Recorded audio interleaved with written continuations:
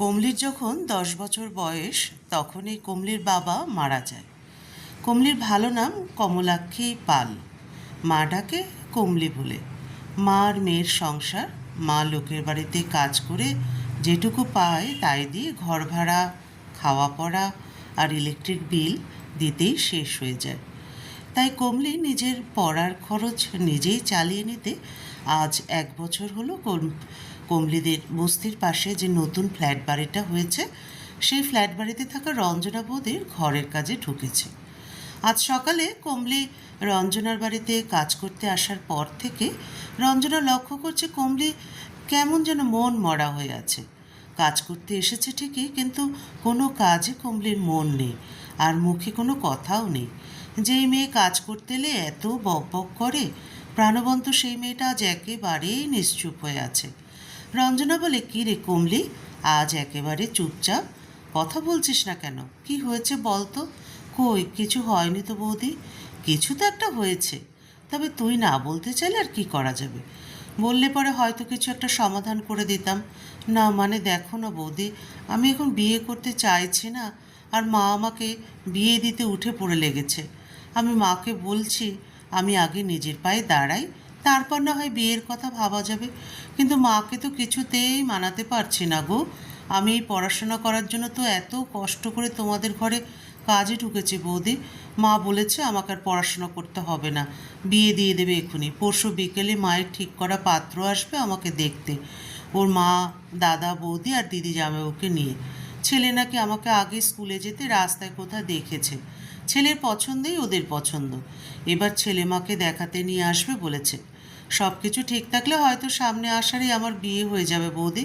পাত্রপক্ষের খুব তাড়া আছে, তাই মা আমাকে কিছু জিজ্ঞাসা না করে ওদেরকে কথা দিয়ে দিয়েছে।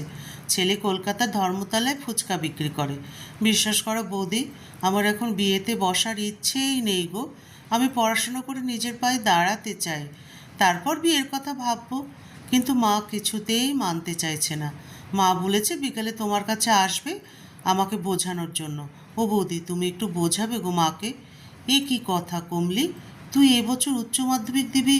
তোর এত কম বয়স, তোর তো এখনো বিয়ের বয়সই হয়নি রে। তোর মা কি পাগল হয়ে গেছে? আমিও চাই না তোর এত কম বয়সে বিয়ে হোক। ঠিক আছে, তোর মা এলে আমি তোর মাকে বোঝাবো, কিন্তু তোর মা না বুঝলে কিন্তু আমি অন্য পথ অবলম্বন করব। দরকার হলে তোর বিয়ে আটকাতে আমি পাড়ার কয়েকজনকে নিয়ে থানা পুলিশ করব। তোর মা আগে আসুক, তারপর দেখি কি হয়। না না বৌদি, এইসব থানা পুলিশ করো না, আমার এইসব ভালো লাগে না।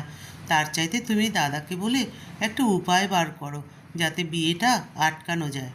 দাদার তো খুব বুদ্ধি, দেখি দাদা আমার বিয়েটা আটকাতে পারে কিনা। দাদা মানে অরূপ সব শুনে বলে, ঠিক আছে তোর মা আসুক আগে, আমি তোর মাকে বোঝাই। যদি তোর মা না মানে তাহলে অন্য কিছু একটা করতেই হবে। ঠিক আছে দাদা, আপনি একটু বোঝাবেন মাকে। সন্ধ্যে 7টা নাগাদ কমলির মা এলো। কমলির মাকে এত করে বোঝানোর পরেও কমলির মা বলছে যে কমলির বিয়ে আমি এখানেই দেব, ওর বাবা নেই। আমি কি সারা জীবন ধরে কেবল মেয়ের বোঝাই টেনে যাব নাকি? আর আমি মরে গেলে মেয়েটাকে কে দেখবে বলো তো বৌদি? ভালো ছেলে পেয়েছি তাই আমি রাজি হয়েছি। ও বেশি বেড়েছে, মেয়ে মানুষের এত বার ভালো নয় বৌদি।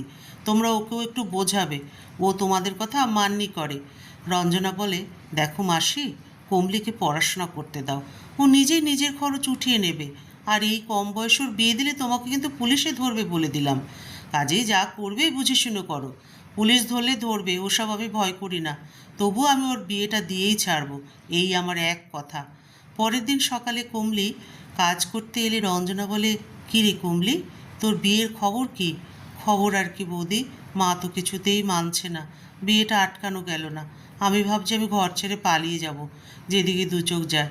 তখন দেখি মা কী করে আমার বিয়ে দেয়। দেখ কমলি, তুই এইসব কিছুই করবি না, ঘর ছেড়ে পালিয়ে যাওয়ার কথা ভাবিস না, অন্য কিছু উপায় ভাব। আমি বলছি কি, ছেলে এসে তোকে দেখে যাক, তুই চিন্তা করিস না। দেখলে কি আর বিয়ে হয়ে যাবে? দেখে যাওয়ার পর তো কদিন সময় পাবি, যা করার তখন করতে হবে। পরদিন সকালে কমলির আসতে দেরি হচ্ছে দেখে রঞ্জনা অপেক্ষা করছিল কমলি কখন আসবে। একটু পরে কলিং বেল বাজতেই রঞ্জনা দরজা খুলে দেয়, কিন্তু কমলিকে দেখে রঞ্জনা চিনতেই পারেনি। রঞ্জনা বলে, কমলি তুই? এ কী কাণ্ড করেছিস, তোকে তো চেনাই যাচ্ছে না। কমলি হাসতে হাসতে এসে রঞ্জনাকে বলে, বৌদি, আমি তো তোমাদের কাছে বিয়েটা আটকাতে একটু উপায় চেয়েছিলাম, তোমরা তো কিছু বললে না। তারপর আমি আমার এক বান্ধবীর কাছে গেছি, আমার বান্ধবী সব শুনে আমাকে বলে তুই মাথার চুল কেটে ন্যাড়া হয়ে যা। বান্ধবীর কথা আমি মাথা ন্যাড়া হয়েছি, আর তাতেই আমার কাজ সাকসেস হয়েছে। কাল বিকেলে ওরা আমাকে দেখতে এসেছিল, আমার মাথা ন্যাড়া দেখে ওরা খুব রেগে গিয়ে বলে গেছে এই ন্যাড়া মাথা মেয়েকে ওদের পছন্দ হয়নি। কাল যখন চুল কেটে বাড়িতে গেছি, মা তখন ভীষণ রাগারাগি করছিল, মা অনেক কেঁদেছে। আর আমি কার কথা এমন করেছি জিজ্ঞাসা করেছে। আমি বলেছি আমি এখন বড় হয়েছি, নিজের ইচ্ছে সব করেছি। ওরা চলে যাওয়ার পরে মা আমাকে খুব মেরেছে, তবে মার খাই আর যাই খাই বৌদি, তাতে আমার কোনো দুঃখ নেই। চুল তো কদিন পরেই গজাবে, কিন্তু বিয়েটা যে বান্ধবীর বুদ্ধিতে আটকাতে পেরেছি আমি তাতেই খুব খুব খুশি। কমলি, তোর কোমর ছাড়ানো এত সুন্দর চুল ছিল, এত সুন্দর চুলগুলো তুই কেটে ফেললি? স্কুলে যাবি কেমন করে? আমার চুলের কথা ছেড়ে দাও বৌদি, দুদিন পরে আবারও চুল গজাবে। স্কুলে যখন যাব মাথা না হয় রুমাল বেঁধেই যাব, ওসব আমার উপর ছেড়ে দাও। আমি আরও অনেক পড়াশোনা করতে চাই বৌদি, আমি স্কুলের দিদিমণি হতে চাই, দিদিমণি হয়ে ছেলে মেয়েদের পড়াতে চাই বলে প্রাণ ভরে মুক্ত মনে শ্বাস নিল। পরের দিন কমলির মা কমলিকে সাথে নিয়ে এসে রঞ্জনাকে বলে, দেখলে তো বৌদি কেমন দুঃসাহস মেয়েটার, মেয়েটা এত সুন্দর চুলগুলো কেটে আমাকে কেমন শিক্ষা দিল। রঞ্জনা সব শুনে বলে, শোনো মাসি, কমলিকে নিয়ে তোমার গর্ব করা উচিত। তুমি জীবনে অনেক কষ্ট করেছো, তুমি কি চাও কমলিও তোমার মতো কষ্ট করুক? ওকে ছেড়ে দাও না মাসি, ওকে পড়ালেখা করে নিজের পরিচয়ে নিজের পায়ে দাঁড়াতে দাও। ওর পড়াশোনার প্রতি আত্মবিশ্বাস দেখে আমি মুগ্ধ। এসো না আমরা একটু ওর পাশে দাঁড়িয়ে ওকে একটু সাহায্য করি। কমলির মা কিছুক্ষণ চুপ করে থেকে বলে, আচ্ছা ঠিক আছে, তাই হবে। রঞ্জনার বর অরূপ এসে বলে, কমলি, তুই পড়াশোনা চালিয়ে যা। পড়াশোনার ব্যাপারে এবার থেকে আমি আর তোর বৌদি আছি তোর সাথে। তোর কোনো কিছুর প্রয়োজন হলে তুই আমাকে বলবি। এরপর অনেক বছর অতিবাহিত হয়ে গেছে। কমলি অর্থাৎ কমলাক্ষী এখন হাই স্কুলের অঙ্কের শিক্ষিকা। নিজের পায়ে দাঁড়িয়ে মাকে বস্তি থেকে ফ্ল্যাট বাড়িতে নিয়ে তুলেছে।